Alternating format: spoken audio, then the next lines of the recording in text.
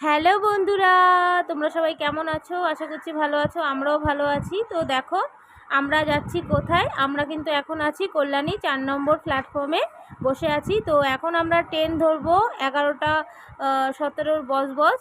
তো চলো, এই দেখো ট্রেন ঢুকে গেছে। আমরা কিন্তু বস স্টেশনে নামবো, প্রায় 2.5 ঘন্টা লেগে যাবে ট্রেনে।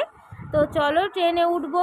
আর মিষ্টি সোনা তো ট্রেনে ওঠার জন্য পাগল, কারণ ও থামবে তো ট্রেনটা, তারপর তো উঠবো বলো। তো চলো ট্রেনে উঠে তোমাদের সাথে দেখা হচ্ছে। দেখো ট্রেনে উঠে গেছি আর জায়গাও পেয়ে গেছি। তো দেখো মিষ্টি সোনা দাঁড়িয়ে আছে, ও বসবে না। আর অতটা ভিড় নেই, রোববার ছিল, রোববার অতটা ভিড় থাকে না, আবার কোনো ট্রেনে থাকে। তো এইদিকে দেখো আমার ট্রেনে ওঠা মাত্রই কিন্তু আম দেখতে পেলাম। এটা কাঁচা মিঠে আম, কিন্তু খেয়েছি, বেশি একটা টেস্ট পাইনি। আগে খেলে কিন্তু প্রচুর টেস্ট পেতাম, এখন কিন্তু সেরকম একটা টেস্ট পাইনি। আরও 2-4 বছর আগে খেয়েছি, তখন খেতে একটা অন্যরকম। এখন এর আমটা খেতে সত্যি ভালো লাগেনি, তো সত্যিই ভালো লাগেনি। কেমন একটা পন্স টাইপের লাগলো, বুঝলাম না আমটা খেয়ে। আর মাকে বললাম ক্যামেরার একটু ধরো ঠিক করে, মা তো ধরতেই পারে না। মাকে একটু অনেক কষ্টে সামনের ক্যামেরা করে নিলাম। আর মিষ্টি তো ভীষণ দুষ্টুমি করছিল। আর মিষ্টি সোনা অনেক কিছু খাবার দাবার নিয়ে নিয়েছিল, আবার ট্রেনে যা দেখছে তাই কিনছে। অনেকটা দূর চলে এসেছি দেখো। তো চলো আমটা খাই। আর আমটা ভীষণই ভালো লাগছিলো, যাই হোক টেস্ট ছিল না তো ভালো লাগছিলো মুখে। এদিকে দেখো অনেকটা দূর চলে এসেছি, মানে কোন স্টেশন সেটাও বলতে পারছি না। এদিকে দেখো মিষ্টি সোনা কিন্তু মাঝখানে ঘুমিয়েও পড়েছে মায়ের কোলে। আর আমি একটু মানে রিল্যাক্সে বসছি, আমিও কোলে নিয়েছিলাম, মাকে এখন দিয়ে দিলাম।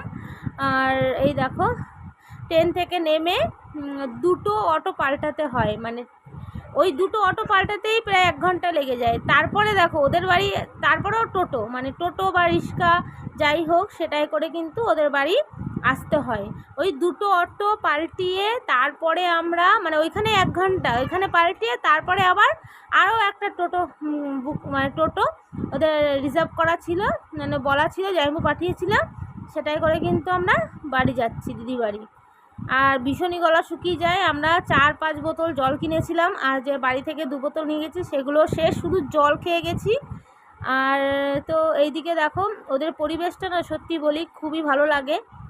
আর এখানে ভিডিও করার মানে খুবই ভালো জায়গা, আমার তো ভীষণ ভালো লাগে ভিডিও করার জন্য। ভালো লাগে জায়গাটা, সত্যি বলি, করলেও ভালো লাগবে। পুরো সবুজ আর সবুজ চারদিকটা, কিন্তু এইখানে থাকতে পারবো না, মানে এখানে লাইভ যে থাকবো সেরকম একটা ভালো লাগবে না। কারণ আমাদের যেখানে থাকি সেখানে ধরো একদম হয়তো রোডের সামনে বা কিছু, তারপরে অন্যরকম আমাদের পরিবেশ। ধরো আমরা যেখানে জন্ম নিয়েছি, হ্যাঁ দিদি থাকে, কারণ দিদির বিয়ে হয়েছে অনেক বছর হয়ে গেছে, প্রায় 14 বছর হয়ে গেল দিদির বিয়ে হয়েছে। তো দিদির অভ্যাস হয়ে গেছে থাকতে থাকতে, তার জন্য দিদি থাকতে পারে, কিন্তু আমরা পারবো না। তো যাই হোক ভিডিও করার জন্য বা এসে থাকার জন্য খুবই ভালো। তো বাড়ি এসে ফ্রেশ হয়ে নিয়েছি। ভিডিওটি কেমন লাগলো পাশে থেকো, টাটা।